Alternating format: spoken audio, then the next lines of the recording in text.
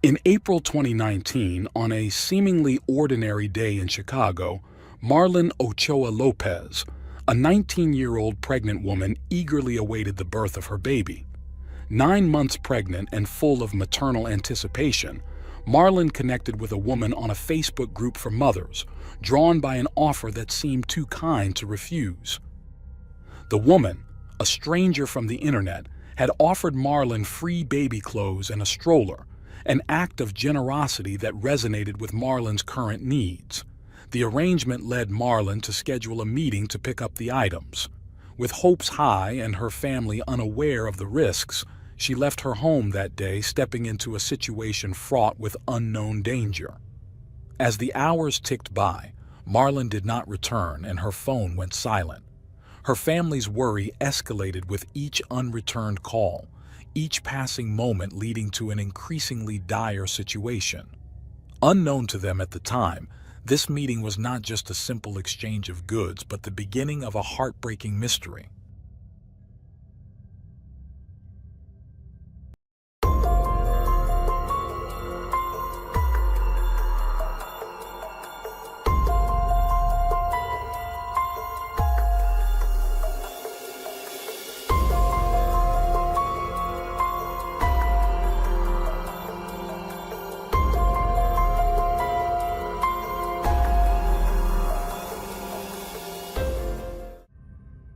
Marlin Ochoa Lopez was a 19-year-old Latina mother who was nearly 9 months pregnant with a second child. She went missing on April 23, 2019, in a southwestern suburb of Chicago, United States. The last time she was seen was as she was leaving her school. She was expected to give birth on May 5th and was supposed to pick up her 3-year-old son from daycare, but she never showed up. On the morning of her disappearance, at around 10:40 a.m., Marlin texted her husband, saying that she was not feeling well and thought labor might be starting soon. By 6 p.m., Giovanni called his mother-in-law to ask about Marlin's whereabouts because the daycare had called to say no one came to pick up their son.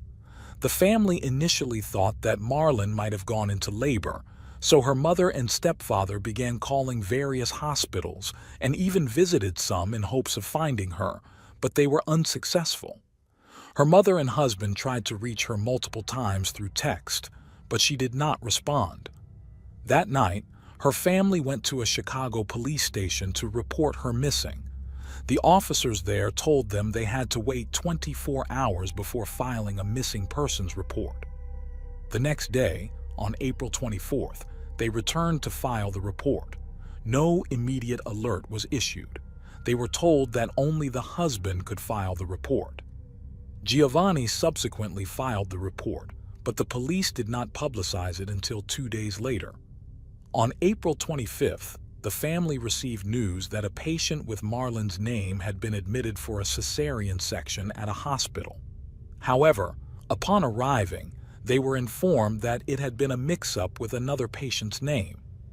The family continued to call and visit hospitals in the hope that Marlin was somehow giving birth. At this point, they ruled out the possibility that she had been kidnapped as there had been no ransom calls. Members of Marlin's family and their friends took to social media to seek help. The first clue came when some people sent screenshots to Marlin's mother, Raquel, showing a Facebook mothers group Marlin had recently joined and posted in. Nothing suspicious was found, but all this information was handed over to detectives investigating the case. On the morning of the next day, family members received a call from someone claiming to be part of a cartel. The caller said they had Marlin and had taken her to Mexico, demanding $1,000 for her release before hanging up. The family feared the worst and immediately reported this to the police. Authorities suspected it was likely a scam given the low amount of money requested. Due to the lack of progress in the case, the police finally decided to issue a high-risk missing person alert 72 hours after Marlin's disappearance was initially reported. In the alert, it was mentioned that Marlin Ochoa was 9 months pregnant and was last seen leaving her school. She was last seen wearing gray sweatpants and a maroon blouse with her school's logo. By April 28th, flyers began to circulate throughout the neighborhood, and police started questioning family and friends, including her husband Giovanni, as Marlin's parents suspected he might be involved. Days went by without any leads on her whereabouts, only further steps from people who claimed to have seen her. In desperation and with the lack of progress from the police, the family hired a private investigator who spoke Spanish for 35 hours of work. A press conference was held on May 2nd where her parents pleaded for her safe return, suspecting she might be held against her will.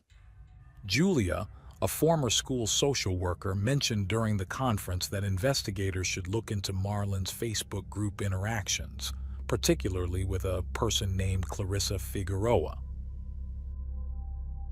May 5th, Marlin's due date came and went without any information about her whereabouts.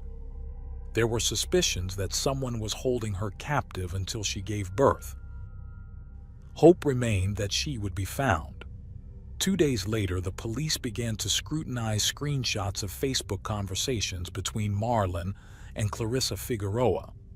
They discovered that Marlin had agreed to meet with Clarissa on the day she disappeared to pick up baby clothes and supplies.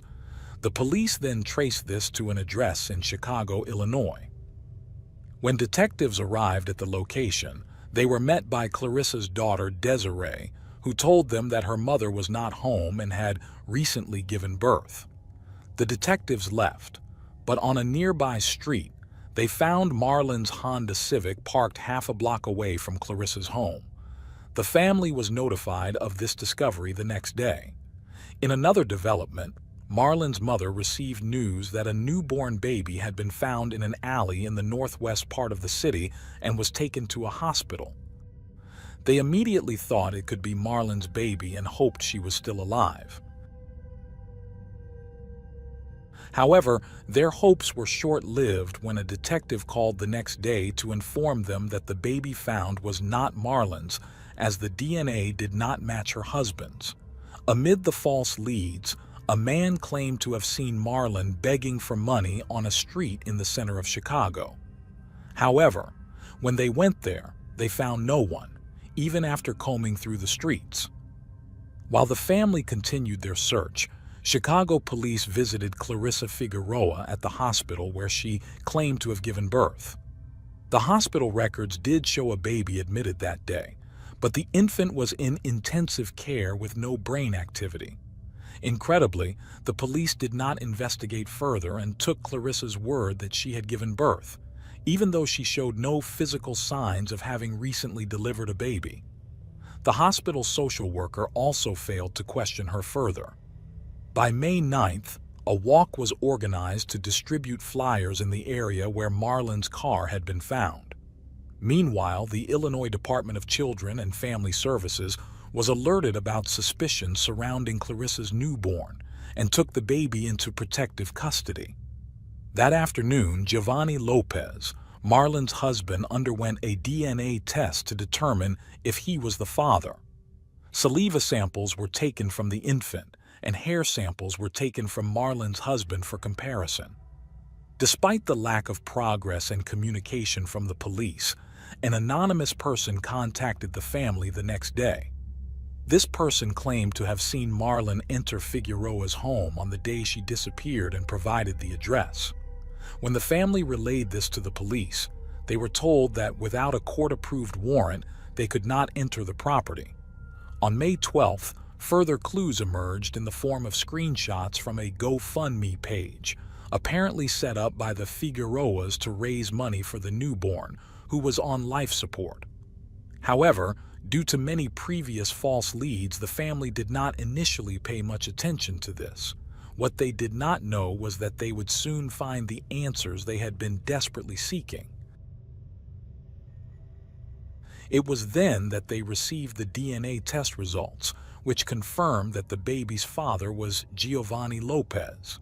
The Department of Children and Family Services granted custody of the child.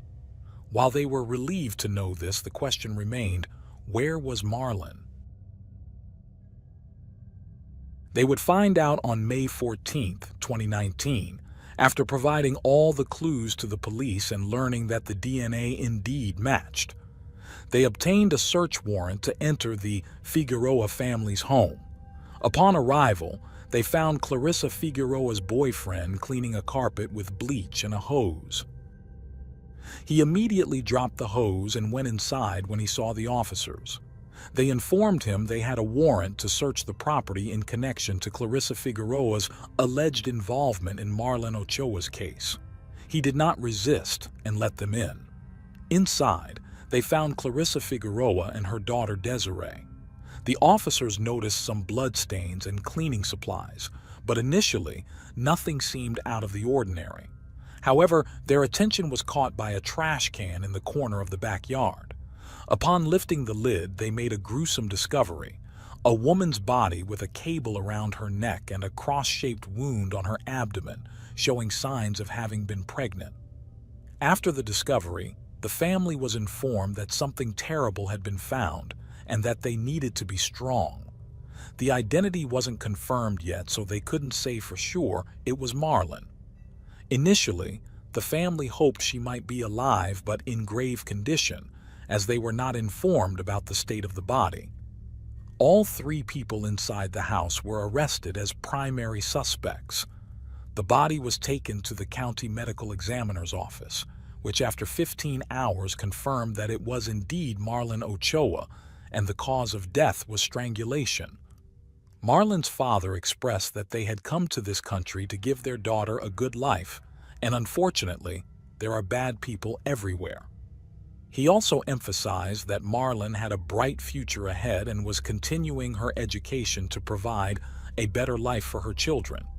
On May 17th, the primary suspects were brought to court. Clarissa Figueroa, 46, Desiree Figueroa, 24, and Piotr Bobak, 40, all pleaded not guilty to the charges. However, the evidence was overwhelming and a 911 call helped reconstruct the entire crime. The tragedy started when Clarissa Figueroa lost her 20-year-old son in 2017 and couldn't cope with his loss. She then began entertaining the idea of having another child. Towards the end of 2018, Clarissa Figueroa began to fake a pregnancy. She posted ultrasounds and pictures of a future baby room on social media and even showed her family an ultrasound that she had taken from the internet. Her daughter Desiree was surprised by this behavior, especially since her 46-year-old mother could no longer have children due to a tubal ligation years prior. Clarissa even confessed to her daughter that she would become a mother again, even if it meant killing for it. Months later, Desiree also became pregnant, and Clarissa decided it was time to have a baby so they could both raise their children together. Clarissa announced her fake pregnancy and joined a Facebook group for expectant mothers. Before Marlin Ochoa disappeared, she posted on Facebook in a group called Help a Sister Out, saying that she needed a double stroller for her 3-year-old and her unborn child. She was willing to buy, trade, or simply accept a donation as she was unemployed at the time. Clarissa responded to her post, offering new baby clothes and other items. On the night of April 23, 2019, Marlin arrived at Clarissa's house in southwest Chicago. She had just left school and drove there. Once inside and seated on the sofa, Clarissa told her to wait while she and Desiree went to fetch the clothes. As Marlin waited, the women went to the kitchen and initiated their terrible plan. Desiree distracted Marlin with photos of Clarissa's deceased son. Clarissa then used a coaxial cable to strangle Marlin. Despite Marlin's resistance, Clarissa overpowered her and yelled at her daughter for not doing her part correctly. After Marlin stopped breathing, Clarissa went to the kitchen, grabbed a knife, a plastic bag, and a blanket. They proceeded to cut open Marlin's abdomen in a cross shape to extract the baby. They cut the umbilical cord and removed the placenta, but the baby was not breathing. In desperation, Clarissa called 911, falsely claiming she had just given birth at home, and that the baby was not breathing. She started performing CPR as instructed until the paramedics arrived. The paramedics arrived, and the baby was taken to a hospital with severe brain damage. Hospital staff found it strange that Clarissa showed no signs of having given birth, but didn't question her at the time. Clarissa continued to pose as the baby's mother, even starting a GoFundMe campaign for donations.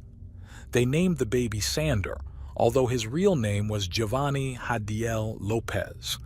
Tragically, he died on June 14, 2019, due to brain death caused by oxygen and blood deprivation. Clarissa Figueroa and her daughter were charged with Marlin Ochoa's murder, while Clarissa's boyfriend was charged with covering up the crime. The family of Marlin expressed outrage at the hospital for not raising questions sooner and felt discriminated against due to their undocumented status. Marlin and her family were originally from Puebla, Mexico. Marlin was born on November 16, 1999, and had moved to the United States when she was 2 years old with her family's hope of a better life, a dream that ended in tragedy. Well, that is the end of today's case. Thank you for joining us for another episode of Unreal True Crime. If you found this episode informative, please consider subscribing and activating the notification bell so you won't miss future episodes. Thank you for watching and take care.